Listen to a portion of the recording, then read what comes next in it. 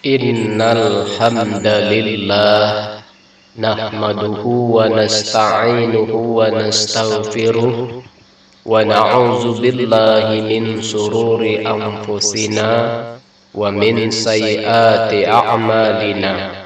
May yahdihillahu fala mudhillalah wa may yudlil fala hadiyalah. Ashhadu an la ilaha illallah wahdahu la syarikalah wa ashhadu anna Muhammadan abduhu wa rasuluh. Allahumma salli ala sayyidina Muhammad wa ala ali sayyidina Muhammad wa ala alihi wa sahbihi wa man tabi'ahum bi ihsanin ila yaumiddin, amma ba'du. Qala Allah ta'ala, a'udzu billahi minasy syaithanir rajim. Ya ayyuhallazina amanu taqullaha haqqa tuqatih wa la tamutunna illa wa antum muslimun.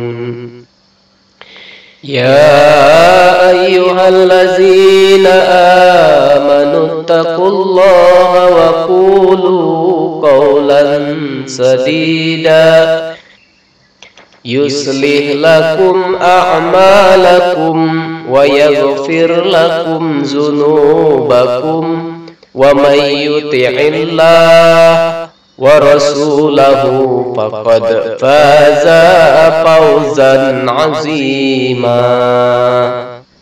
Hadirin jemaah Jumat yang insyaallah selalu berada dalam naungan rahmat dan hidayah Allah Subhanahu wa ta'ala. Tak henti-hentinya kita panjatkan puja dan puji syukur kepada Allah Subhanahu wa ta'ala yang telah memberikan kita nikmat iman dan Islam. Karunia yang teramat besar yang Allah karuniakan kepada hamba-hambanya. Semoga kita selalu termasuk yang mendapatkan hidayahnya serta berada dalam keadaan iman dan Islam hingga hari akhir hayat nanti. Dan tentunya kita bersyukur kepada Allah atas nikmat berbagai kehidupan yang masih diberikan kepada kita, sehingga pada kesempatan ini kita masih dapat beribadah kepadanya, dapat mengingatnya serta memujinya. Pujian hanya layak dimiliki oleh Allah. Alhamdulillah, segala puji hanya milik Allah. Sungguh tidaklah pantas bagi manusia untuk mengharapkan pujian. Tidak pantas bagi manusia untuk merasa telah berjasa. Karena sungguh sejatinya segala pujian hanya milik Allah semata.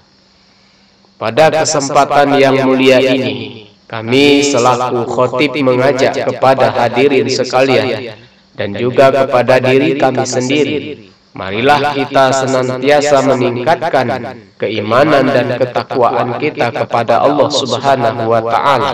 Takwa dalam arti senantiasa berupaya dan berusaha untuk menghadirkan Allah dalam setiap situasi dan kondisi dengan cara senantiasa berzikir dan melaksanakan segala perintahnya. Takwa dalam arti kita senantiasa melibatkan Allah dalam setiap persoalan yang kita hadapi dengan cara berdoa, memohon pertolongan dan bermunajat kepadanya, sehingga akan menimbulkan ketentraman dan ketenangan dalam setiap kehidupan kita. Ya ayyuhallazina amanu taqullaha haqqa tuqatih wa la tamutunna illa wa antum muslimun. Hai orang-orang yang beriman, bertakwalah kepada Allah sebenar-benarnya takwa kepadanya, dan janganlah sekali-kali kamu mati melainkan dalam keadaan beragama Islam. Al-Quran Surah Ali Imran ayat 102. Dan tentunya selawat serta salam semoga selalu tercurahkan tak henti-hentinya kepada Nabi Muhammad sallallahu alaihi wasallam beserta keluarga dan para sahabatnya. Sidang jemaah Jumat yang dirahmati oleh Allah Subhanahu wa taala. Dalam khutbah Jumat singkat ini, mari kita merenung sejenak tentang apa yang terjadi di sekitar kita saat ini. Sudah banyak orang yang sudah pergi meninggalkan kita. Tidak sedikit di antara kita, di antara mereka adalah saudara kita. Tiba-tiba sahabat kita meninggal dunia. Siapa saja dan kapan atau di mana saja bisa meninggal dunia. Kullu nafsin za'iqatul maut. Setiap yang bernyawa pasti akan merasakan mati. Kematian adalah sesuatu yang pasti kita hadapi, sesuatu yang menjadi gerbang dari kehidupan dunia menuju kehidupan akhirat adalah kematian. Ma'asyiral muslimin rahimakumullah. Dalam Al-Quran Surah Al-Baqarah ayat 28, Allah berfirman, Kaifa takfuruna billahi wa kuntum amwata fa ahyakum thumma yumitukum thumma yuhyikum thumma ilaihi turja'un. Bagaimana kamu ingkar kepada Allah, padahal kamu tadinya mati, lalu Dia menghidupkan kamu, kemudian Dia mematikan kamu, lalu Dia menghidupkan kamu kembali, kemudian kepadanyalah kamu dikembalikan.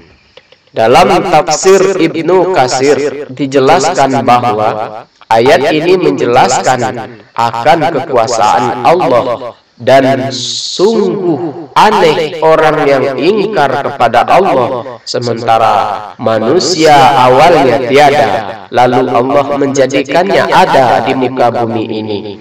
Ayat ini juga menunjukkan bahwa kita semua pasti mati dan kita semua pasti akan dibangkitkan kembali setelah kematian itu. Jemaah Jumat yang dirahmati oleh Allah Subhanahu wa taala. Maka apa saja kewajiban kita dalam kehidupan ini sebagai persiapan diri kita sebelum menghadapi kematian? Tentunya ada banyak hal. Namun setidaknya ada 3 hal yang akan kita bahas pada kesempatan berharga ini. Pertama, beramal sebaik mungkin. Dalam surat Al-Mulk ayat 1-2 Allah berfirman, Tabarakallazi biyadihil mulk wa huwa ala kulli syai'in qadir, allazi khalaqal mauta wal hayata liyabluwakum ayyukum ahsanu amala wa huwal azizul ghafur. Maha suci Allah yang menguasai segala kerajaan dan Dia maha kuasa atas segala sesuatu, yang menciptakan mati dan hidup untuk menguji kamu, siapa di antara kamu yang lebih baik amalnya, dan Dia maha perkasa, maha pengampun.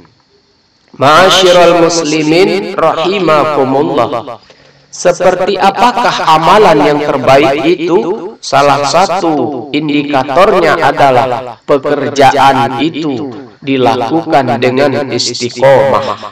Dalam hadis riwayat Abu Hurairah, Rasulullah Shallallahu Alaihi Wasallam bersabda, "Fa inna khairal amali adwamuhu wa in qalla." Sesungguhnya sebaik-baik pekerjaan adalah yang rutin, berkelanjutan meskipun itu sedikit. Beramal sedikit, beramal sebaik mungkin juga berarti bahwa pekerjaan itu kita lakukan dengan seikhlas mungkin, semaksimal mungkin, dan dengan sesempurna mungkin. Baik dalam interaksi kita kepada Allah maupun kepada sesama manusia. Dalam tiap amal kita patrikan dalam diri kita bahwa bisa jadi itu adalah amal terakhir kita.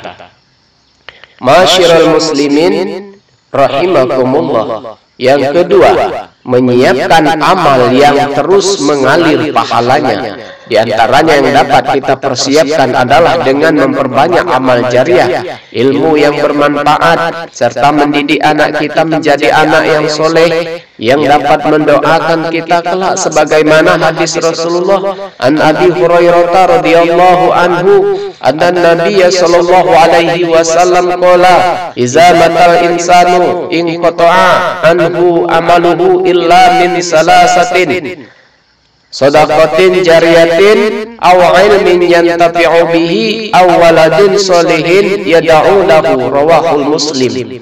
Diriwayatkan oleh Abu Hurairah bahwa Rasulullah Shallallahu Alaihi Wasallam bersabda, jika manusia mati maka terputuslah amalnya kecuali 3 perkara: sedekah jariah, ilmu yang bermanfaat yang diambil manfaatnya, dan anak yang soleh yang selalu mendoakan akan orang tuanya. Yang ketiga, berdoa agar diberikan husnul khotimah. Apakah itu husnul khotimah? Di antara tanda utama husnul khotimah ialah apabila ia mengucapkan kalimat la ilaha illallah di akhir hayatnya. Dalam sebuah hadis sahih yang diriwayatkan oleh Abu Daud, Rasulullah Shallallahu Alaihi Wasallam bersabda, man kana akhiruhu kalamihi la ilaha illallah dakhalal jannah. Barang siapa yang akhir perkataannya adalah la ilaha illallah, maka dia akan masuk surga. Indikator lainnya dari seorang husnul khotimah apabila mengerjakan pekerjaan baik di akhir hidupnya. Qala Rasulullah sallallahu alaihi wasallam, "Iza aradallah bi'abdin khairan isti'maluhu faqila kaifa yasta'miluhu ya Rasulullah?" Qala yuwaffaquhu li'amalin solihin qablal mauti. Rasulullah sallallahu alaihi wasallam bersabda, apabila Allah menghendaki kebaikan kepada seseorang, maka Allah akan membuatnya beramal. Para sahabat bertanya, bagaimana membuatnya beramal? Beliau menjawab, Allah akan memberikan taufik padanya melaksanakan amal soleh sebelum dia meninggal. Hadis riwayat Ahmad dan Tirmizi. Selain berusaha dengan segenap amal soleh untuk mencapai husnul khotimah, kita juga harus selalu berdoa agar Allah mewafatkan kita dalam keadaan husnul khotimah. Akhirnya, semoga kita menjadi hamba Allah yang berhasil dalam mempersiapkan kehidupan kita, yang mampu meningkatkan keimanan dan ketakwaan kita kepada Allah Subhanahu wa Ta'ala, dan Allah menjadikan kita sebagai orang-orang yang wafat dalam keadaan husnul khotimah. Barakallahu li wa lakum fil Qur'anil azim, wa nafa'ani wa iyyakum bima fihi minal ayati wa zikril hakim. Wa taqabbala minni wa minkum tilawatahu innahu huwal ghafurur rahim.